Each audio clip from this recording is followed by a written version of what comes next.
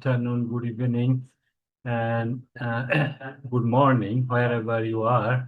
And I am welcoming you all before going to our schedule. So, and I would like to thank you, all of you, to be patient while we are doing it, and all a productive, inspiring, and enriching conference experience. Thank you very much, and we look forward to listening from each of our presentation. So first of all, I would invite Atheer Mahir to present his presentation. So it's time for Atheer to do his presentation. Atheer, floor is yours. Thank you. I'm so happy to be in here again. I just came from Dubai yesterday, and still tired a little bit. So because the research that I'm going to present, it's very big. So I prepared a video just to manage the time with that. So the research is all about the new method of the observation, because we noticed that in UK, they implement this in the higher education and further education, where I found many teachers, especially the expert teachers, they are not happy with the procedure. So I found this is like a research opportunity. And we did this research with Dr. Maruf and Wendy as well. Okay. So hopefully. Share. Okay. Classroom observation. So let's start now from the beginning. Hello there and welcome. Today we're diving into a topic that, on the surface, seems pretty simple. Classroom observation. But as we're about to find out, this everyday practice is packed with hidden complexities. It's meant to help us improve, but it turns out the design of how we do it, well, that changes everything. Right, let's start with something a bit mind-bending from the world of quantum mechanics. You see, tiny particles, like electrons, when you're not looking at them, act like spreading waves. They can travel through multiple paths all at once, creating this beautiful, complex pattern of possibilities. But, and here's the crazy part, the very second you try to observe which path that particle takes, the whole thing vanishes. The wave collapses, and the electron suddenly behaves like a tiny solid marble stuck in one single spot. The act of measuring it literally changes its reality. It's a wild idea, isn't it? But it really makes you wonder, what if the same thing happens in our classrooms? What if the very act of watching, of measuring teaching, fundamentally alters it? And, more importantly, what if it doesn't always change it for the better? Okay, so here's our game plan. We're going to look at this observer effect in education, then explore the two paths it can lead to, synergy or surveillance. After that, we'll dig into the anatomy of trust, lay out a practical blueprint for change, and wrap up with a crucial choice every school has to make. So, let's start at the beginning. Classroom observation started with the best of intentions, right? It was meant to be a tool for professional development, for growth.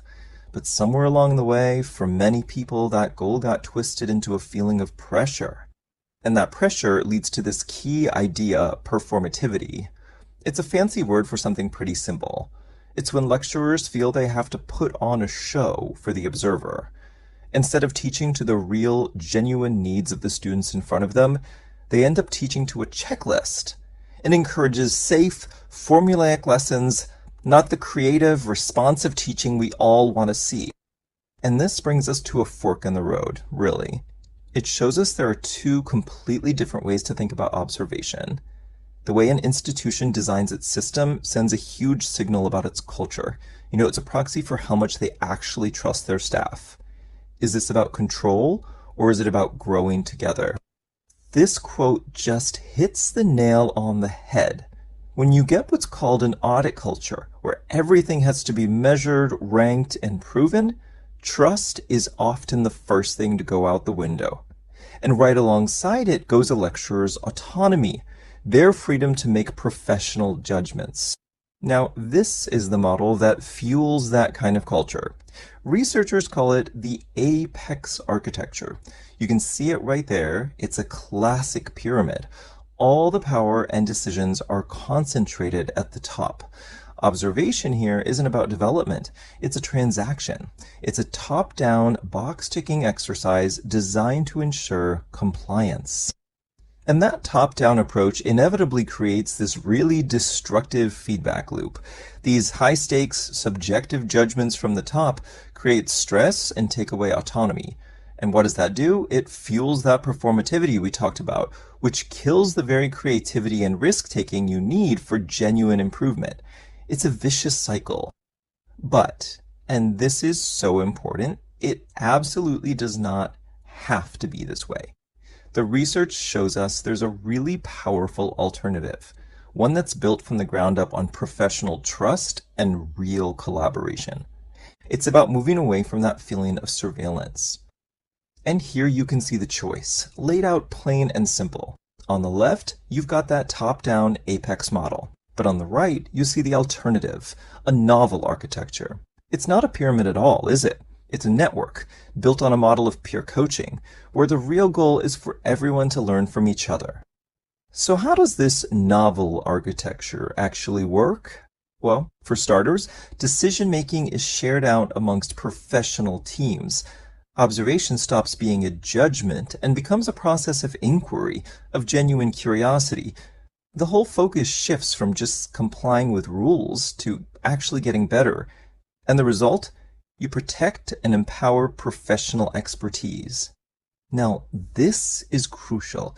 This isn't just some nice, fuzzy idea about teamwork. The power of this approach is actually backed up by some seriously robust, hard data that shows just how deeply these practices are connected. For instance, a recent study found an incredibly strong positive correlation, that's an R-value of 0.81, between the teacher's ability to reflect on their own practice and their habit of reflecting with their colleagues. This is huge. It proves that working together and thinking deeply about our work aren't just good ideas. They're measurable skills that actively reinforce one another. Okay, so if we know this developmental model is so much more effective, the big question is, how do we actually bring it to life? Well, the great news is the research gives us a really clear, practical blueprint to follow. At the heart of this new model isn't some big, scary, one-off observation. No, the engine driving it is a short, repeatable 5-step cycle. It's designed to be low stakes, focused on curiosity, and all about making small, continuous improvements. Let's quickly walk through it. It starts with co-planning, where you agree on one small, narrow thing to focus on. Then comes a micro-observation, just a short visit, maybe 20 minutes, to gather evidence, not pass judgment. Soon after, you sit down for a joint analysis to look at that evidence together and find a key leverage point. That leads to trying out a small test of change, and finally, a quick follow-up to see what you learned and decide what to focus on next. See? It's a cycle of improvement. Now, to make this work across a whole institution, leaders need to put 3 simple things in place. First, adopt a really simple 1-page rubric with no scores. Second, schedule these cycles in advance so that the time is protected. And third, run regular calibration huddles to make sure all the observers are on the same page, keeping things consistent and fair. So when you pull it all together, what this research really does is present every school, every university with a very clear and deliberate choice. It's not about whether to observe or not. It's about choosing between 2 completely different philosophies of what it means to improve. Then this image just lays it out perfectly. On one side, you have surveillance by default. That's what happens when your systems are messy and high stakes, and it all hinges on one big judgmental event. The alternative? Development by design. That's where you have a single, clear, formative purpose, and a system built around those short, iterative, and carefully calibrated cycles of inquiry. And the outcomes of these two paths, they couldn't be more different. Surveillance by default, that leads to performativity, broken trust, and a culture of just ticking boxes. But when you intentionally design for development, you get professional agency, truly actionable feedback, and a vibrant culture of learning together. And if there's one thing to take away from all this, it's this. You cannot simply command people to get better through observation. It just doesn't work. Improvement only happens when the entire system is thoughtfully and purposely designed to make it happen. And so we've come full circle, back to that idea from quantum physics. Observation in our classrooms is never a neutral act. It actively shapes the very world it sees.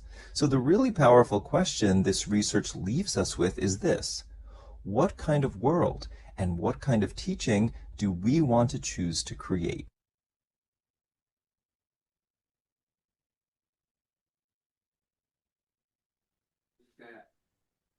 Okay, this is the poster for the research. You can see how you can actually bring even, Tanshan will be bringing a lot of things about how drama could be part of pedagogy. So that kind of interdisciplinarity is very important for research, which actually Atheer used from his personal perspective. So I would like you to ask any question related to his presentation. Feel free to ask any question. Don't worry. We are here to I'm learn. ready. Okay.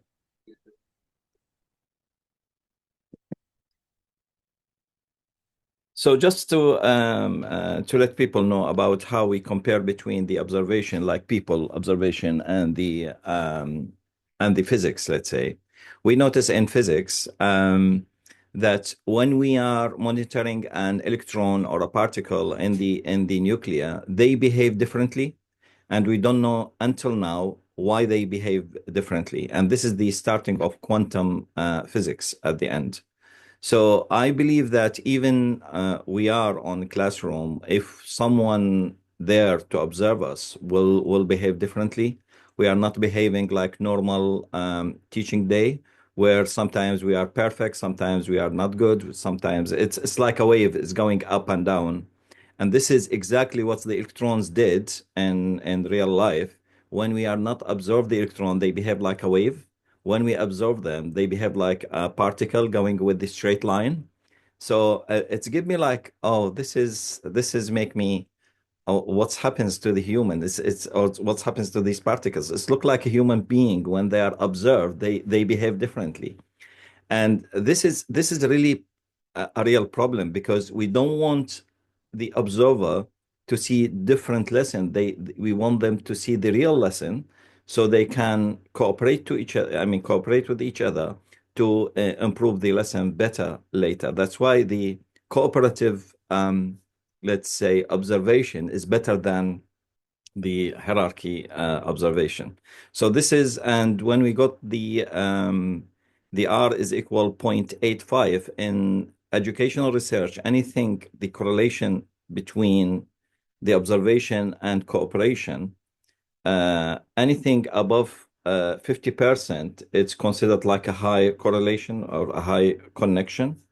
So one research, they found that it's 0.85, which is very, very effective one, that don't observe people from, let's say, head of department to someone who's teaching. No, let the peers observe each other. The effect, it's huge. It's a huge impact on development. This is what the research said. Thank you so much, Atheer, for explaining it. And I would also add two more things from the research perspective. In our research, what we called it, observer impact on classroom, when you do the classroom observation, as well as when we talk about research itself, we talk about reflexivity, how actually as a researcher you impact on the research. So these two things actually related to what Atheer is talking in relation to teaching practice. So that's what I just want to add. And do you have any question? Anyone have any question? Otherwise, we can move to Dr. Mizanur Rahman, and I would ask Musharraf Tansen to be prepared after Dr. Mizanur Rahman. Yeah, I have one question. Okay, go on. Yeah, I was actually interested to know about the reference of the correlation Atheer was mentioning, R is equal to 0.81. Could you please refer the research? Yes, I can send you the research resources, but it is just let me just give you like quick think.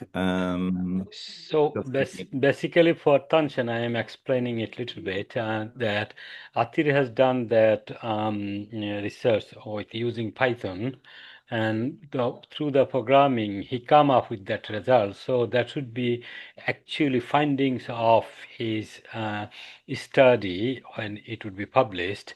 But when he said he will be sharing the materials, basically he would be sharing his own data analysis. Yes, yes. Okay. Actually, Yeah. this is Thank like you. yeah, yeah. So actually, I re produce the results from different research in different way, but I can give you it's in the research is in 2024 by Gabri Mariam and Sisay. Anyway, I will send it to if there's any chat in here, so I can send the link to you. And also, I think in the handbook, you got everyone's email address in there, and you Yeah, can personally contact each other yeah, about any yeah, particular queries you have, or you can directly send your queries to our conference email address, and then we will communicate with the prospective or related researcher to answer your question. Okay? yeah. That's fine. Thank you. We need to move on.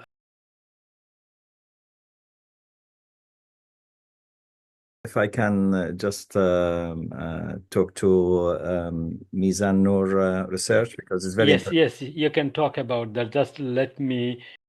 Yes, Atish, go ahead.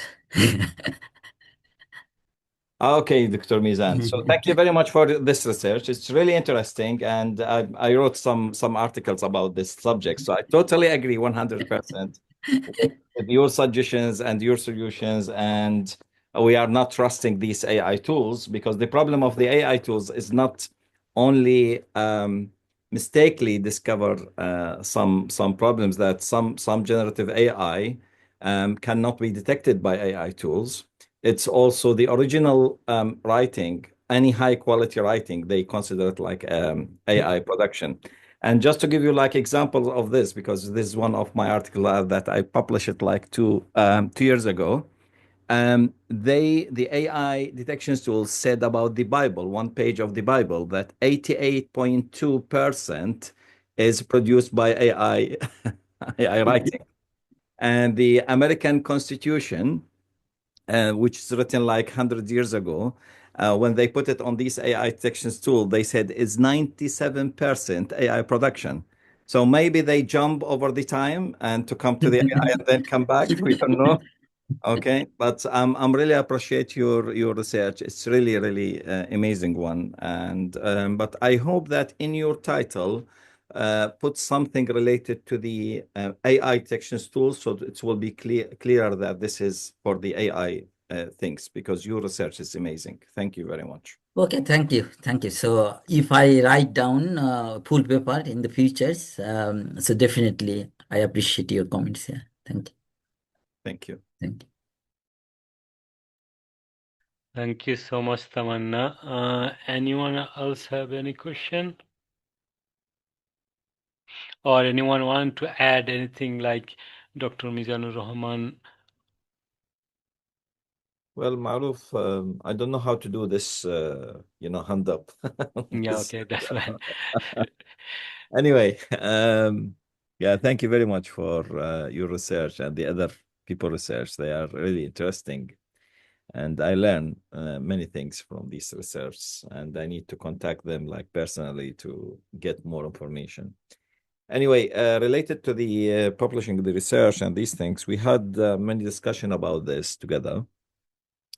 But just to connect the Dr. Mizan Rahman research with our conversation related to that one, the AI detections tools, I consider it like a racist application because it's coming with the benefit of the native English speaker, not for non-English speaker, because we are normally using sometimes the Google Translate, we're using some tools of the refining the wording and these things. Now, before ChatGPT, everything is fine and we can use it easily as legal tools. After these AI detections tools, which I call it bloody AI detections tools, okay, anything produced by, it's your word, it's your text, it's your paragraphs, it's your idea, but you translate it from your language to, let's say, English or French or whatever. If you put it on the AI detections tools, they consider it like AI production, which is not right.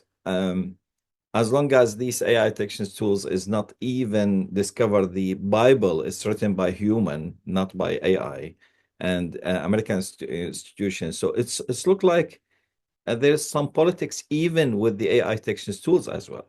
And this is prevent people who's non-native to publish easily in this universal things. So I just wanted to add these things, and this is related to the Mizan Nur research as well. Thank you. Thank you so much. First thing is, I would like to thank you, all of you who presented and who are present still now and were present earlier. And very grateful to you, and we learn a lot from you, and we hope that you will continue rest of the days, though we are planning it for 2.5 hours every day. So we hope you will be there, and we would like to thank you and as well as your friend if they come next time. And good night, good morning, and good evening wherever you are. Hopefully, see you soon. Thank you. Thank you very much. Okay, bye. Bye. Thank you, everyone.